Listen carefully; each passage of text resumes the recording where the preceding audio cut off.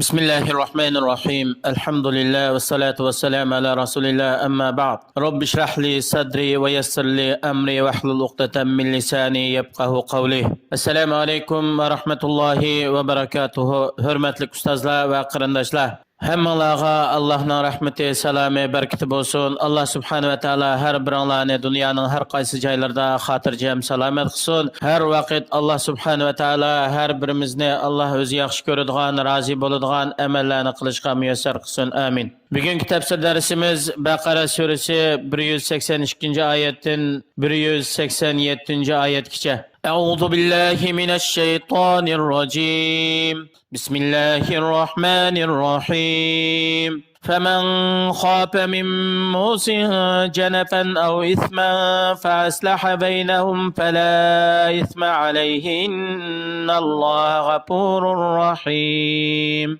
يا أيها الذين آمنوا كتب عليكم الصيام كما كتب على الذين من قبلكم لعلكم تتقون أياما معدودات فمن كان منكم مريضا أو على سفر فعدة من أيام أخر وعلى الذين يطيقونه فدية طعام مسكين فمن تطوع خيرا فهو خير له وأن تصوموا خير لكم إن كنتم تعلمون. Yuqorida o'qilgan oyatlarning qisqacha tarjimasi. Kimki vasiyat qiluvchininki vasiyat qilishda to'g'ri bo'lmagan shaklda vasiyat qilganligini yoki qilgan vasiyatida xato vasiyat qilganligini bilsa, vasiyat qiluvchininki vasiyati orqali buzilgan narsani tuzisa va vasiyat qiluvchi bilan vasiyat qilinuvchininki orasini isloh qilsa, bu kishiga gunoh bo'lmaydi, balki u kishi isloh qilganligiga asosan ajr savobga erishadi. Haqiqatan Alloh subhanahu va taolo o'zining bandalaridan tövbe qilgan kishilarni kechirim qilguchi, ularga bek mehribondir. Ey Allohga iymon etgan, Allohning payg'ambariga ergashgan mu'minlar, Allah subhanahu wa taolo sizlardan ilgirki ummatlarga ro'zani farz qilganga o'xshash sizlarga Ramazon oyida ro'za tutishni farz qildi. Sizlarningki Ramazon ro'zasidan iborat nihoyatda katta bo'lgan yaxshi amallarni qilish orqali Allohning azobi bilan o'zinglarning orasiga bir to'saq qilishinglar va Allohga doim taqvodorlar bo'lishinglar va Allohning ne'matiga shukr etishinglar uchun. Sizlarga farz qilingan Ramazon ro'zasi sizlar har yilda ma'lum, ya'ni ozgina kunlarda tutadigan ro'zadir. Ramazon oyida sizlardan har qanday bir odam kasal bo'lib qolsa, ya'ni ro'za tutsa qiyin bo'ladigan yoki safar ustida bo'lib qolsa, bu kishi kasallik yoki safar sababidan ro'za tutmay iftor qilibsa, endan keyin safardan qaytib kelganda, kasaldan saqayganda ro'za tutolmagan kunlarning qazosini qilish kerak bo'ladi. Hamda ro'za tutishga qodir bo'lib turib, iftor qilib o'tib pidi bergan kishilar bir miskinninki qo'shiq to'yg'idak yemaklik beratdi. Keyin bu amaldan qoldirilgan. Ro'za tutishga qodir bo'lganlarga ro'za tutish farz qilingan. Agar sizlar Ramazondagi fazilat, yaxshilikni bilsanglar, sizlar o pidi bergandan ro'za tutish sizlar uchun yaxshidir. Yana mushu hukm Alloh subhanahu va taolo Ramazonni dastlabda yo'l qo'yganda bo'lgan. Ondan keyin Alloh subhanahu va taolo har qanday balog'atga yetgan ro'za tutish qodir bo'lgan kishilarga Ramazon oyida to'liq ro'za tutishni farz qildi. شهر رمضان الذي أنزل فيه القرآن هدى للناس وبينات من الهدى والفرقان فمن شهد منكم الشهر فليصمه ومن كان مريضا أو على سفر فعدة من أيام أخر يريد الله بكم اليسر ولا يريد بكم العسر ولتكملوا العدة ولتكبروا الله على ما هداكم ولعلكم تشكرون وإذا سألك عبادي عني فإني إني قريب أجيب دعوة الداعي إذا دعاني فليستجيبوا لي وليؤمنوا بي لعلهم يرشدون. رمضان إبوسا قرآن كريم Ramaz Qadr kechasida payg'ambar alayhissalomga nozil bo'lishga boshlagan oydir. Alloh subhanahu va taolo Qur'oni Karimni insonlarni to'g'ri yo'lga boshlaydigan hidoyat qilib nozil qildi. Qur'oni Karimda hidoyatdan uchuq dalillar bor.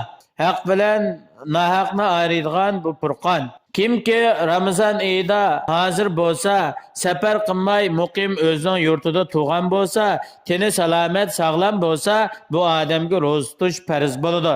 Har qanday bir odam kasal bo'lib qolgan bo'lsa, bu odamga ro'za tutish qiyin bo'lsa yoki safar ustida bo'lib qolsa, bu odam kasallik va safar vaqtida ro'za tutmay, kasallikdan saqayganda va safardan qaytib kelganda tutanmagan kunlarninki ro'zasining qazosini qilish bu kishiga farz bo'ladi.